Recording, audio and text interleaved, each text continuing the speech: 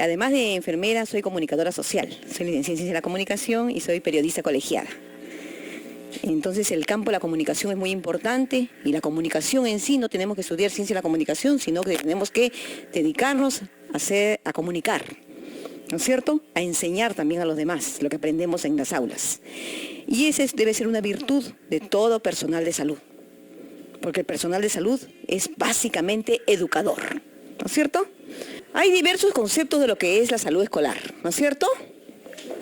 Yo les he puesto ahí uno que es sencillo, que nos permite reconocer lo que queremos en el futuro para el escolar, en el presente y en el futuro para el escolar, ¿no es cierto? ¿Qué es lo que queremos?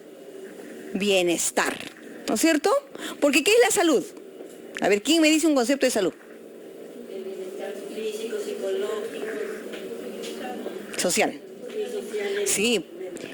Ustedes saben que el año 48 la Organización Mundial de la Salud, producto de una reunión, lógicamente, con los países que integran a la Organización Mundial de la Salud, ¿no? Se reunieron y dieron un concepto de salud, ¿no? Y es lo que ustedes han mencionado. La salud, ¿no? Es el estado completo de bienestar físico, mental, social y no solo ausencia de enfermedad. Así tienen que decirlo, completo, todo completo, ¿no es cierto? Y no solo ausencia de enfermedad. Entonces la salud es un estado de bienestar, ¿no? Ese concepto que es antiguo fue revolucionario en su época, porque en esa época solamente pensaban que no tener salud, o sea, salud era solamente física, orgánica. En cambio acá ya introducimos que es física, mental y social, ¿no es cierto? Y ha habido en los últimos años, de la década de los años 90, ya empezaron incluso ya a cuestionarse este último concepto del año 48 incluso, ¿no? Y el año 97, por ejemplo, en Cataluña, en España, en Cataluña, más bien, diversos biólogos y salubristas, médicos, otros profesionales se reunieron y hicieron un concepto también de la salud bien interesante, que nos sirve para la promoción de la salud. Dice, la salud es más individual, ¿ah? La salud es una manera de vivir, a ver, cada uno piensa, libre. ¿Es libre o la salud tiene que ser una manera de vivir libre, sí o no? ¿Y por qué? Porque no nos ata a nada. Exactamente, porque no nos ata, porque no nos encadena. Y las dependencias, ¿no? No solamente son por sustancias que consumimos o por agentes externos, ¿no? A veces son dependencias que tenemos de otras personas, ¿no es cierto? Y ha aumentado en el país, ustedes saben, los feminicidios. Y una de las causas es la dependencia. Posiblemente que esa persona, ¿no? Sin la otra persona se siente insegura, y eso no es salud. Entonces, en Cataluña dijeron eso, ¿no? La salud es una manera de vivir libre. Después dijeron, pero también es una manera de vivir solidaria, ¿sí? Cada uno de ustedes, ¿no? Que pertenece al sector salud, porque han sido formados en salud, ¿no? Son solidarios, porque su servicio está dirigido a otra persona. Y al margen de que podemos, lógicamente todos trabajamos por una remuneración que es necesaria, pero servimos con esa solidaridad, ¿no es cierto? Con ese humanismo que tiene que rescatarse en estos tiempos también, ¿no? Eso es lo importante. Entonces, la salud es una manera, a ver, lo van escribiendo ese concepto. La salud es una manera de vivir libre, solidaria, responsable. ¿Puede haber alguien que diga que tenga salud y que no es responsable? Si yo soy irresponsable, quiere decir que me está faltando salud, que tengo que trabajar sobre mi responsabilidad para tener esa salud que yo quiero. Porque eso es la promoción de la salud. Yo mismo debo promover mi salud, ¿no? Y más si somos de salud, ¿ya? Entonces, responsable y feliz. O sea, es una manera de vivir libre, solidaria, responsable y feliz o alegre, ¿no? Entonces, mire, y sobre la alegría, hay todo un estudio incluso que ha hecho David Fishman, ¿no? Que es consultor de empresarios, asesor de empresarios, y ha escrito un librito que se llama La alta rentabilidad de la felicidad. ¿Ya? Y dice que las personas que son alegres, ¿no? A veces para todos podemos tener tristezas en el trabajo, frustraciones, ¿no? Podemos tener decepciones, ¿no? En el plano personal, profesional, laboral, ¿no? Pero hay personas que se recuperan inmediatamente y sonríen, porque la vida está llena de altas y bajas, ¿no es cierto? Y los de salud tenemos que ser resilientes. Esa es una palabra importante. Resilientes. ¿Han escuchado hablar? La resiliencia. Y la resiliencia no es otra cosa que la propiedad de los metales. Por ejemplo, una barra de acero. De ahí lo han sacado los psicólogos, esa palabra. De una propiedad de los metales. Y una barra de acero la ponemos al fuego, por más fuerte que sea la barra, máximo se podrá un poquito, ¿no? Dilatar un poco más, porque el calor dilata los cuerpos, y un poquito arquear. Entonces, esa resiliencia que debemos tener frente a los obstáculos, frente a las adversidades, para lograr nuestro objetivo, debe ser una cualidad del personal de salud. Porque a veces las condiciones no son las mejores, no tenemos todo el material, pero tenemos que ser muy creativos y tenemos que lograr nuestros objetivos, que es atender bien la salud del escolar en este caso. ¿No es cierto? Trabajar con todas las autoridades. Ahora vamos a ver todas las estrategias que podemos aplicar. ¿Ya? Entonces, la alegría, ¿no? Siempre está el optimismo, siempre debe estar con nosotros. ¿Ya? Y siempre debe estar, y eso también quiero felicitarles, esa capacidad y esa actitud de adoptar nuevo, de aprender nuevamente, cada día aprender más, aprender, ¿no? Nuevos conocimientos, incorporándolos a lo que ya sabemos, actualizándolos, porque el conocimiento también pierde vigencia, ¿no es cierto? Entonces hay que irnos actualizando siempre. Entonces, así se ha definido la salud. Imagínense qué interesante, ¿no?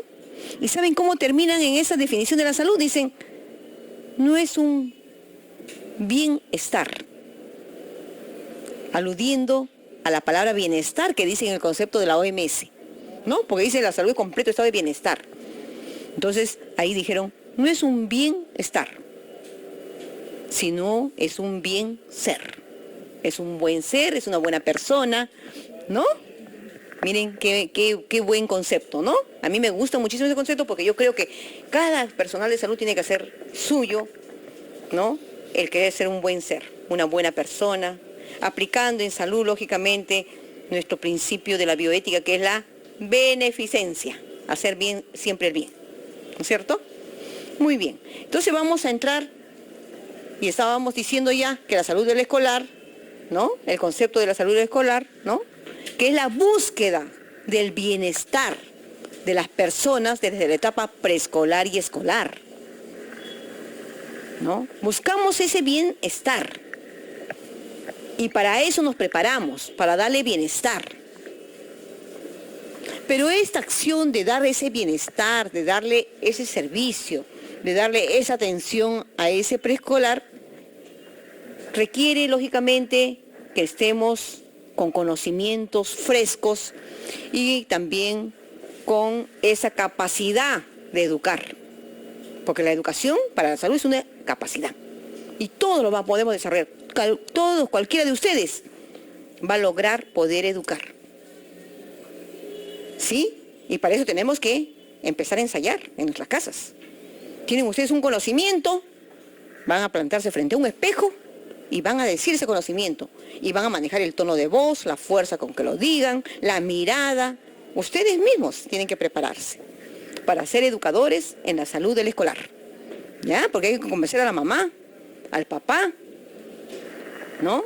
Pueden ser padres de familia que son maltratadores, o que dejan mucho tiempo solos a sus hijos a pesar de que pueden tener tiempo para verlos, ¿no? Entonces es importante eso. Miren, la promoción de la salud en el contexto del escolar, hablando de la promoción aplicada al escolar, la Organización Panamericana de la Salud nos dice que hay una larga trayectoria. Inicialmente se hicieron contenidos educativos que incluso fueron a la currícula, ¿no? De contenidos. Ustedes recordarán, ustedes son jovencitos, jovencitas, pero ustedes recordarán que cuando estábamos en el colegio, ¿qué hemos llevado? ¿Hemos llevado algunos temas de salud o no?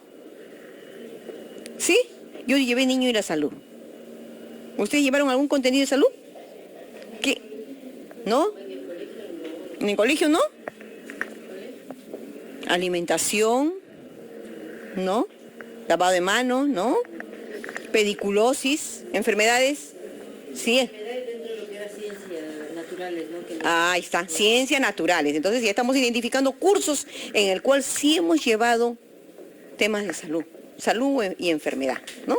Salud y enfermedad, la prevención de accidentes a lo mejor, ¿no? Los profesores también enseñan. Entonces, todo eso se ha dado en esa trayectoria que ha tenido la educación para el escolar, ¿no? La Organización Panamericana de la Salud ha hecho un recuento de todos los procesos que ha tenido esta educación para la salud, ¿no? Además, se ha dado también actividades asistenciales, ¿no? Ha ido personal de salud o los han mandado a algún lugar cuando han sido escolares, ¿no? Donde los ha revisado el médico, ¿no? ¿Sí? Todos recordamos. Entonces, esa es parte de la trayectoria de la educación de la salud del escolar. También ahí se descartaron sus problemas visuales, problemas auditivos, ¿no? Que le han dado bastante importancia a los médicos, sobre todo pensando en el aprendizaje del niño, ¿no? Le enseñan la agudeza visual, ¿no? La tabla de Snell aplicaban, ¿no es cierto? A 6 metros, y ustedes se tapaban un oquito, tenían que decir qué letra era. ¿Sí? Muy bien, están recordando. Y para cuando no sabían leer, los niñitos, ¿qué hacen? Le ponen una figurita, ¿no? Una E, y dice las patitas para dónde van, ¿no es cierto? Para el lado izquierdo, con la manito tenían que señalar. ¿Se dan cuenta? Entonces, esos exámenes, por todos esos exámenes han sido, antes solamente a eso se limitaba la salud del escolar. Mire, a detectar, ¿no? Problemas visuales, problemas auditivos, también nos hacían una evaluación de la capacidad de escucha, ¿no? También las vacunaciones, ¿no? También nos iban a vacunar, ¿sí? Y a los escolares también se les vacuna, ¿o no? También. Entonces, eso que se ha dado, persiste. Pero ahora se ha adicionado algo nuevo. Ahora hablamos de promoción de la salud. Y en la promoción de la salud, ¿qué hace? Hacemos educación para la salud. Para la salud. No solamente le hablamos de la enfermedad, sino cómo potenciar la salud. Cómo, si somos sanos, ser más sanos todavía. Y eso tiene que ver hasta con los valores. ¿No es cierto?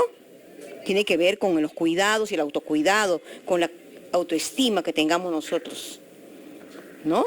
Con ese espíritu de desarrollo humano que tenemos que tener cada uno de nosotros, ¿no? Si ustedes ahora empiezan a prepararse en la educación para la salud, para ese preescolar o escolar, y empiezan a practicar, como les digo, su mensaje, ese contenido educativo que tiene que llegar a cada papá y mamá para que ellos cuiden mejor a sus niños en el poquito tiempo que puedan darle, ¿no? Esto que estoy haciendo en este momento, por ejemplo, es sensibilizarlas a ustedes. En educación para la salud tenemos que reconocerlo, ¿sí o no? Ustedes están sintiéndose sensibles al tema, ¿sí? Están diciendo, ya, yo tengo que prepararme también. Usted lo puede hacer mejor que la profesora. Cada uno de ustedes tiene un potencial maravilloso. A cada educador de promoción educador para la salud, que trabaje en promoción de la salud y sobre todo de los más pequeñitos, los más vulnerables, que son los preescolares, los escolares, tenemos que hacer una sensibilización y ustedes tienen que decirles que tienen que prepararse, ¿ya? Porque eso es importantísimo para generar nuevos comportamientos.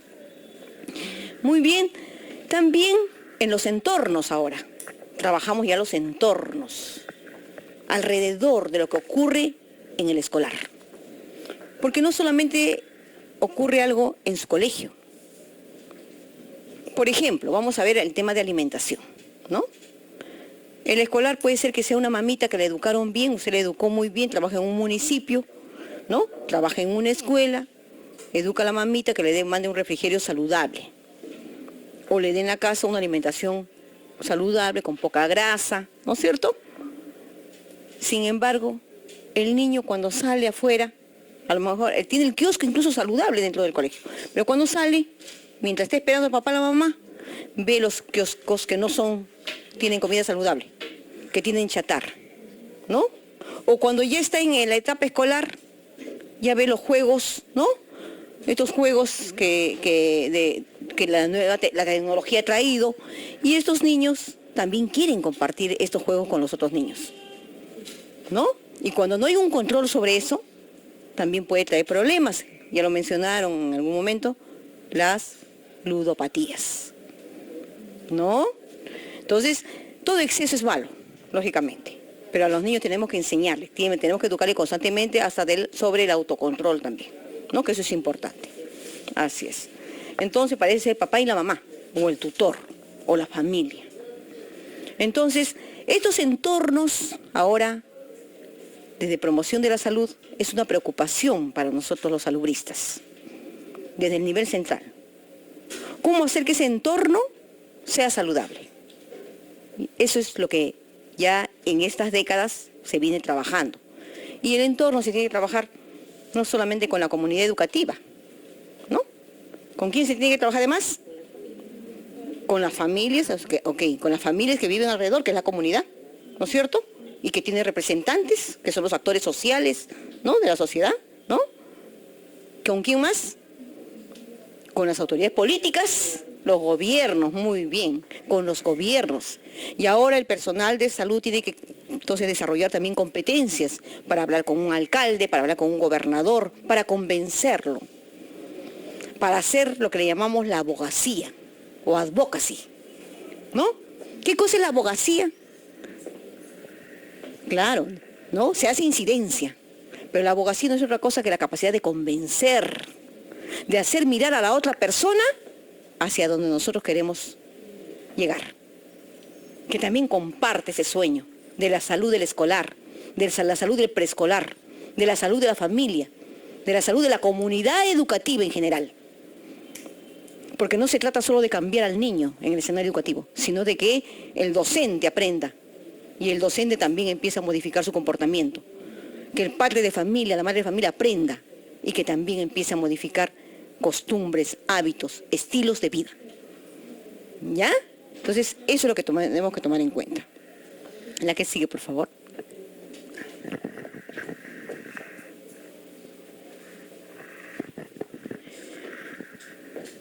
Aquí he querido presentarles de alguna manera, ¿no?, cómo está la salud del escolar. Entonces, vamos a darle un rápido un repaso de esto que algunos ya lo han llevado, ¿no? Pero es importante saber, ¿no? Entonces, ustedes donde estén, miren, donde estén trabajando en la salud del escolar, profesional, técnico, en el campo que ustedes estén, tienen que tener presente que primero hay que partir de un diagnóstico. ¿Cómo está la salud del escolar al que estoy atendiendo? De esa institución educativa, ¿no? ¿No es cierto? De esta familia. Eso se llama diagnóstico, ¿no? Porque nadie puede dar un tratamiento si no conoce el diagnóstico, ¿no? Entonces, decimos en primer lugar que el primer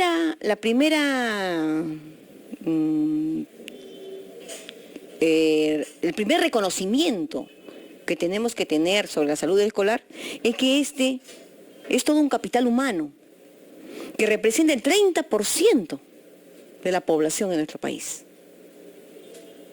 Que es un ser humano, ¿no?, que merece toda la atención del Estado, ¿no?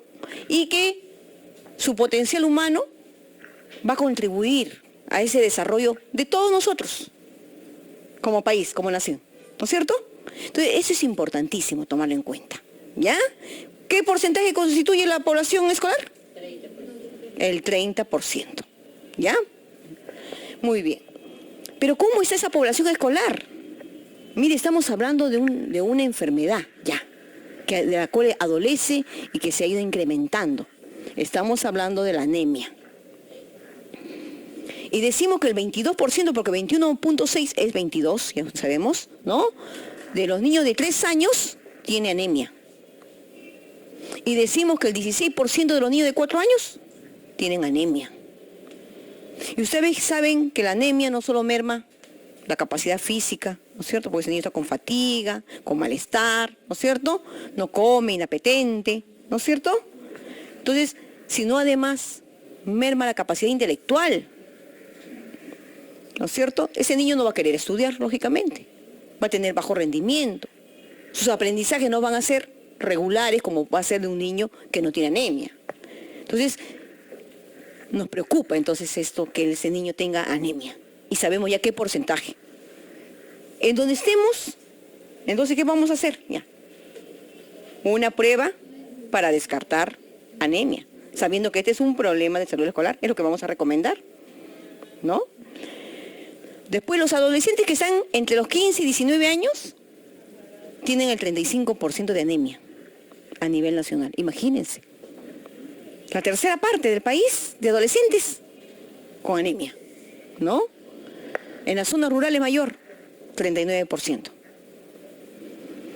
Entre niñas y niños de 6 a 11 años con anemia, ¿no? Desde los 6 a los 11 años. ¿Cuántos años son ahí? 6, 7, 8, 9, 10, 11. 6 años.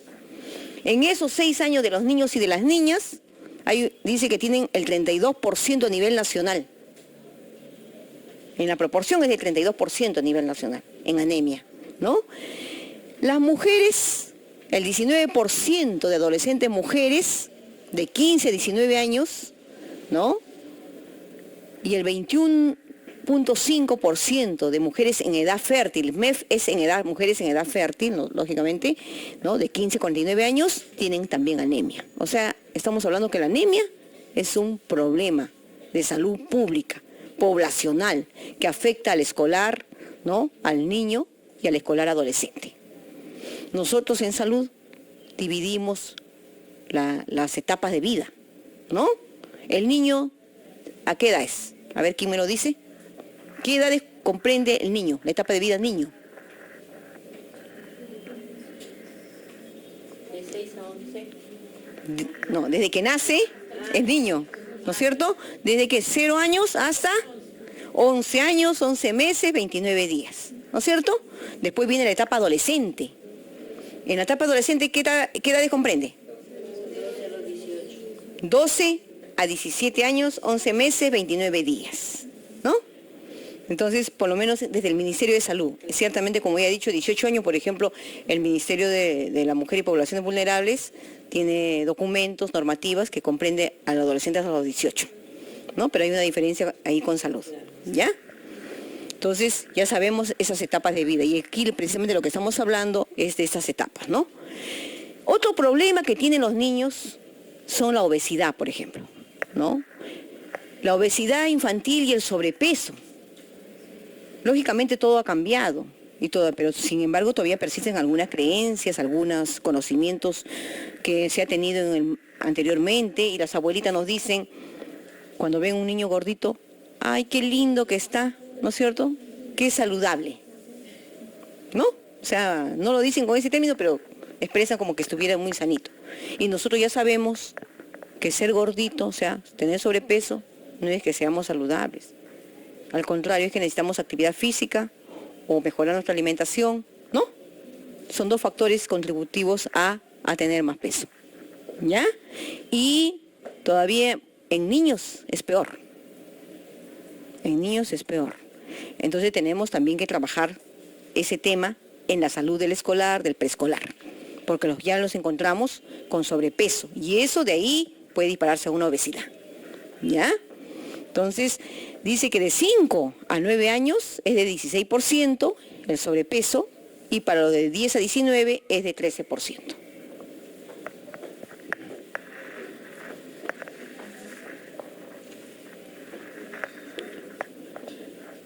En cuanto a actividad física, ya esto puede deberse. En una encuesta global que se ha hecho, ¿no? Se ha determinado, ¿no? Se ha identificado que 2 de cada 10 estudiantes escolares realizan actividad física 5 días o más durante la semana. Solo 2 de cada 10. 3 de cada 10 actividades sedentarias. A ver, ¿qué actividad sedentaria conocemos? Chateo. ¿Ah? ¿Qué más? El PlayStation, ¿no? Entonces, niños que no hacen actividad física, 3 de cada 10, ¿ya? Estos son resultados que ustedes lo pueden ver también en el plan de salud escolar, que ahí está incluso la fuente, ¿no? Que son el ENDES, la ENAO, que son el Instituto Nacional de Salud, ¿no? Diversas fuentes que son serias, ¿no? El 75% de los estudiantes refieren que no realizan actividad física efectiva. ¿Cuánto es la actividad física efectiva? ¿no? Por lo menos 60 minutos en total al día. ¿Ya? El 20% tiene sobrepeso. Entonces, esto es en torno a la actividad física. Entonces podemos explicarnos por qué hay sobrepeso, ¿no? Por qué hay obesidad. Luego también otro problema que tenemos es la aparición de la ametropía, los problemas de salud ocular y la falta de detección temprana. A veces las personas no saben, tienen un niño, pero no saben que tiene problemas de salud ocular, ¿no? Pero ¿cuándo lo detecta usted? Bueno, en salud nosotros aplicamos la tabla de agudeza visual, la tabla de Snell, ¿no? Pero un padre de familia, una madre de familia, tiene que estar atento a cómo mira el hijo, ¿no es cierto? Si se acerca mucho, ¿no? Si viene sin tareas. Claro, así se agota, se duerme, se queda dormido. Ay, te duermes cuando estudias. Y es porque el niño tiene problemas visuales y se cansa, ¿no es cierto? Entonces nosotros tenemos siempre que pedirle al padre, a la madre del niño preescolar o escolar, que esté atento a estas situaciones que pueden darnos un indicador de que tiene un problema de salud ocular.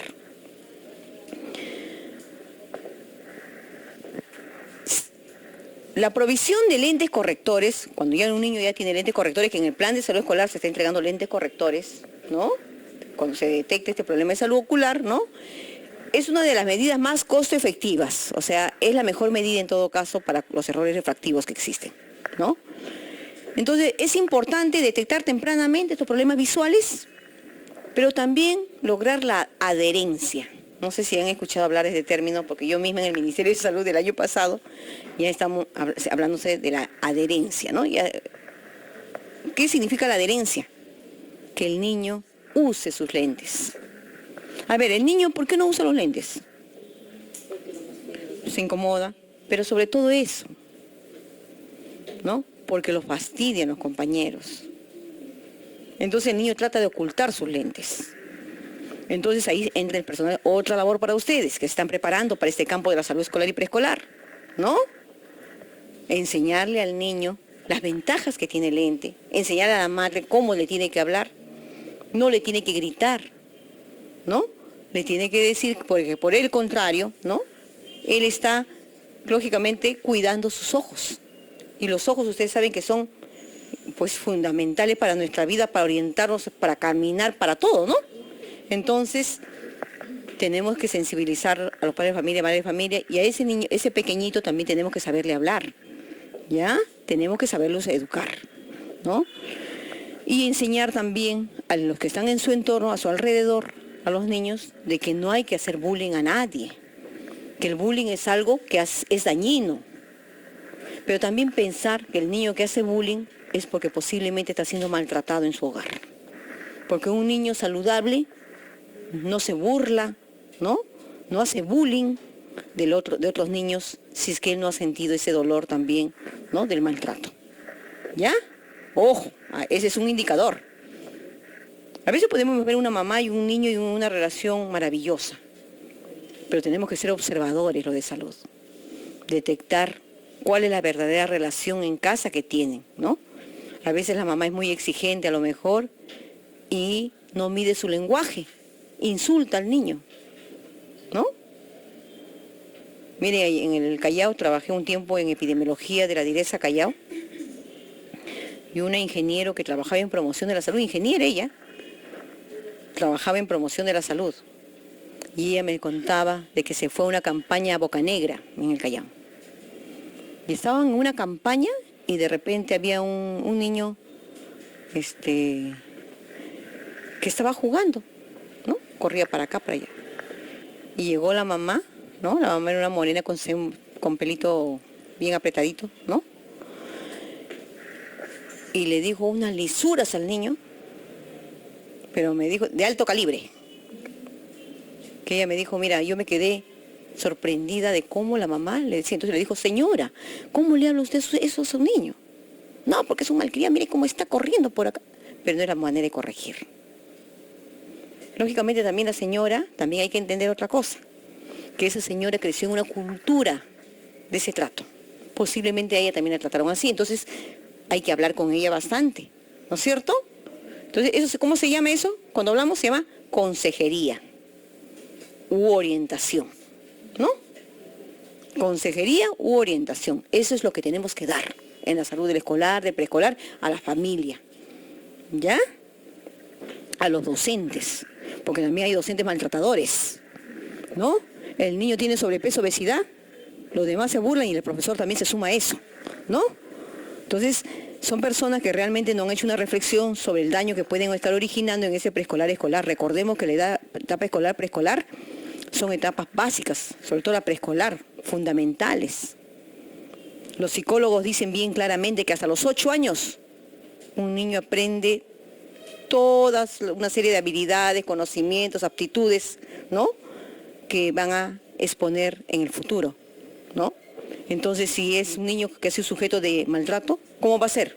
Va a ser un niño violento, ¿no? Maltratador.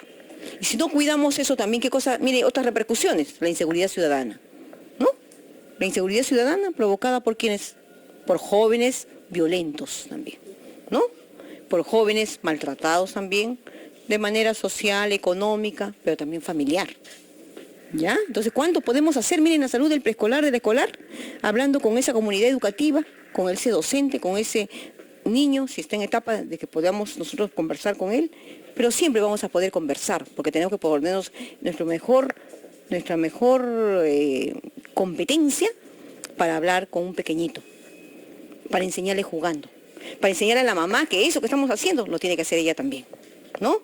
Porque no se trata solo de saber, sino de transferir, de pasarle nuestra metodología a esa mamita para que cada día lo haga mejor, ¿no? Y esté formando un ser humano mejor, que es lo que todos queremos, ¿ya? Entonces, también los lentes correctores son importantes para corregir tanto la discapacidad visual como para evitar la ceguera, ¿no es cierto? Y eso tiene que tenerlo bien claro el padre de familia, el profesor. El 60% de los preescolares y 90% de escolares y adolescentes tienen caries dental. El problema de salud bucal es grande, ¿o no? ¿Sí?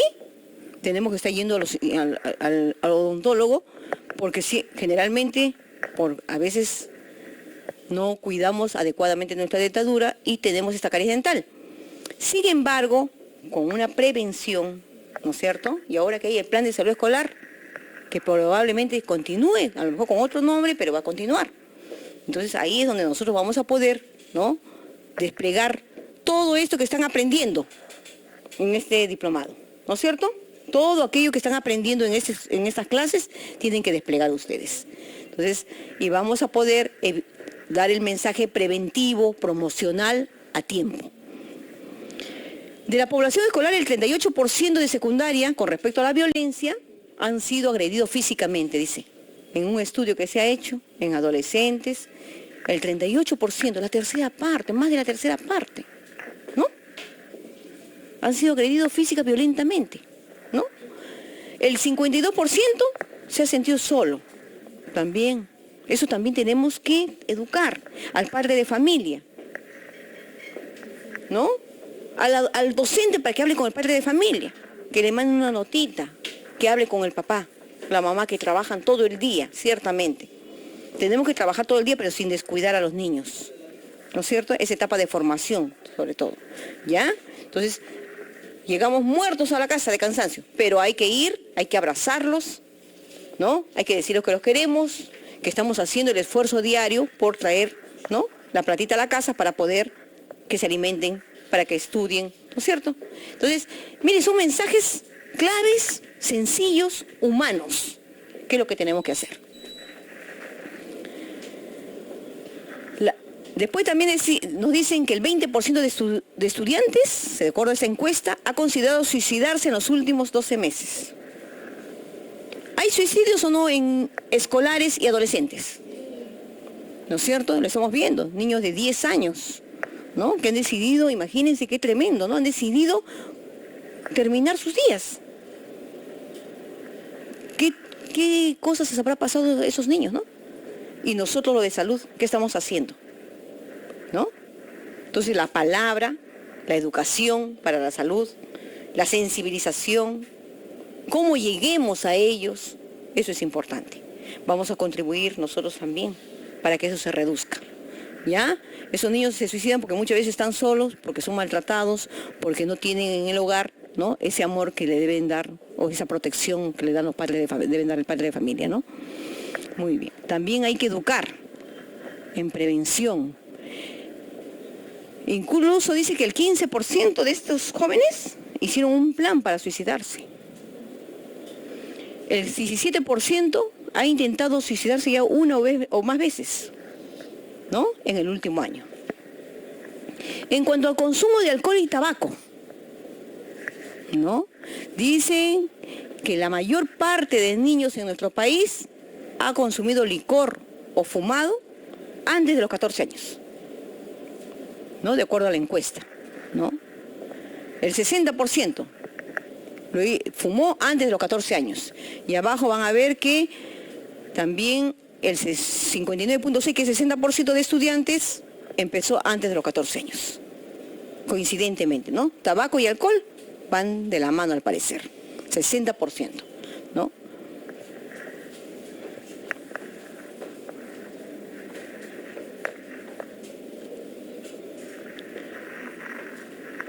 ¿Cómo va el maltrato? Ya que hablamos de maltrato, ¿no?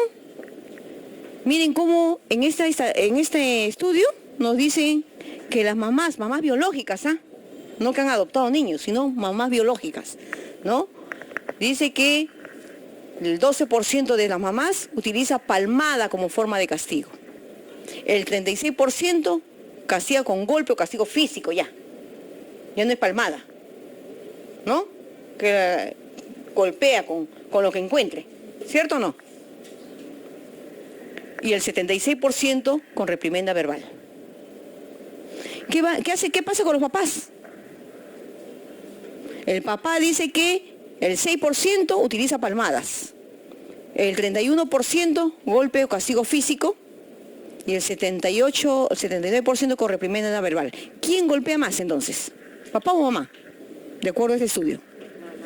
Mamá, ¿no? ¿Y quién da reprimenda verbal? ¿Quién más? Papá, ¿no? A pesar que para más tiempo fuera de casa. ¿Pero será por eso? ¿Será porque la mamá pierde el control porque está más tiempo ahí y se agobia? Entonces habrá que trabajar con la mamá. Mire, nos lleva a otro tema. Técnicas de control emocional. Aprender a respirar, ¿no? Aprender a contar. Así, ¿cierto o no? Así es, ¿no? Claro. Cuando una persona golpea a otra persona, ¿por qué es? Cuando una persona golpea, y sobre todo un niño, está reconociendo su incapacidad de controlarse, de manejar esa situación, su impotencia. Y eso no se cura golpeando, por el contrario, ¿no? Se debe curar aprendiendo a controlar las emociones. Ahora le llamamos alfabetización emocional. Así le llamamos ahora. Hay que alfabetizarnos emocionalmente. Miren, hay un sabio chino, ¿no? Lao Tse. Lao Tse decía, el hombre, mujer, ¿no? El hombre que domina a otros es fuerte, pero aquel que se domina a sí mismo es poderoso. Entonces tenemos todos que aprender a dominarnos a nosotros mismos. El principal enemigo, a veces, de nuestros fracasos o de una mala conducción en la familia, somos a veces nosotros mismos, ¿sí? Porque no sabemos dominar nuestras emociones. No sabemos decir disculpas a tiempo, ¿no? No sabemos autocontrolarnos, ¿no? O demostrar en ese momento que sí, que la otra persona tenía la razón. O que mi hijo no es responsable porque es pequeño. Si se cayó un jarrón, rompió la taza, hay que educarlo, ¿no es cierto? Mire, todo esto es salud del escolar, todo esto es salud del preescolar, que no es trabajar solamente con ellos, sino con los que están en su entorno, con la familia. ¿Cuánto trabajo tenemos? Entonces, así lo vamos a clasificar cuando estemos laborando. ¿Ya? Trabajo con el escolar o preescolar, trabajo con la familia, con el papá, con la mamá. ¿Sabiendo esa estadística? Usted le puede decir, papá, o a la mamá, señora, tal porcentaje de mamás en el país golpea físicamente. Miren, el 36%. Entonces no hay que llegar a eso, porque por eso el 36% son de niños en el Perú, o de personas, ¿no? Tienen altas frustraciones, son violentos, porque eso genera violencia, ¿no? Te genera problemas de violencia. En cuanto a la tuberculosis, que es un gran problema también en el país, usted sabe que en el Perú nosotros somos segundo país en América Latina con tuberculosis. Qué triste, ¿no? Qué triste tener un segundo lugar, pero en algo malo, fuera en algo bueno, ¿no? Y en cuanto a lo que pasa con los escolares, nos dicen que el año del 2007 al 2010 hubo 1.073 casos de tuberculosis en escolares, de los cuales el 2% fue en niños de inicial. El 26%, casi la cuarta parte, ¿no? Más de la cuarta parte, fueron de primaria, con tuberculosis. Y el 72% en secundaria. Entonces, ¿qué hay que hacer ahí? A ver, ¿qué hay que hacer ahí en los colegios? La educación y el control. Educación y... La alimentación y el control. Educación de esto. Ya, muy bien. ¿Pero qué más? Hay que hacer la detección, ¿no es cierto? Del, ¿cómo le llamamos? Sintomático respiratorio. O sea, la persona que tose más de 2 semanas. ¿No? Si estamos segundo país en tuberculosis, pues. Alguien o ha tenido o tiene tuberculosis. Y en ese aspecto hay que romper con el estigma, ¿no? De discriminar a la persona con tuberculosis, al escolar con tuberculosis o al adolescente o al preescolar. Hay profesores y ahí tenemos que trabajar con los profesores, con los padres de familia, con la comunidad. Los profesores, sobre todo, a mí me pasó hace muchos años cuando yo empecé a trabajar en Canto Grande. Ahí empecé yo mi carrera. Y tenía un alumnito, un niño de un colegio, porque entrábamos al colegio, se llamaba Buenísimo. Buenísimo tenía tuberculosis, tendría 11 años. Tenía tuberculosis, le detectamos con el examen de esputo y nos fuimos a hablar con el profesor, le explicamos. ¿Usted sabe lo que hizo el profesor? Era fines de noviembre. Bueno, ahí estaban dando exámenes ya, ¿no? Cerraron el colegio. Entonces fuimos inmediatamente a hablar con el director. Y le dijimos cómo era posible, ¿no? No, lo que pasa es que nos han dicho que hay un niño con tuberculosis. Entonces le explicamos lo que era la tuberculosis, ¿no? Que el niño tenía su descanso. Pero no por eso el bacilo de Koch había quedado en la pared o en el ambiente. Porque la tuberculosis, ¿cómo se contagia? De persona a persona. ¿Ya? Entonces tenemos que tener en cuenta, mire, todo esto que le he presentado es para que ustedes sepan los temas que más, ¿no? Que más prevalecen en la salud del preescolar, del escolar, ¿no? Y en la salud escolar, el escolar ya es adolescente, porque ya hemos dicho que la adolescencia, ¿a qué edad empieza? A los 12 años, ¿no es cierto? Entonces las 2 etapas están en el aula de clase. Entonces en ellos tenemos que hacer un control adecuado.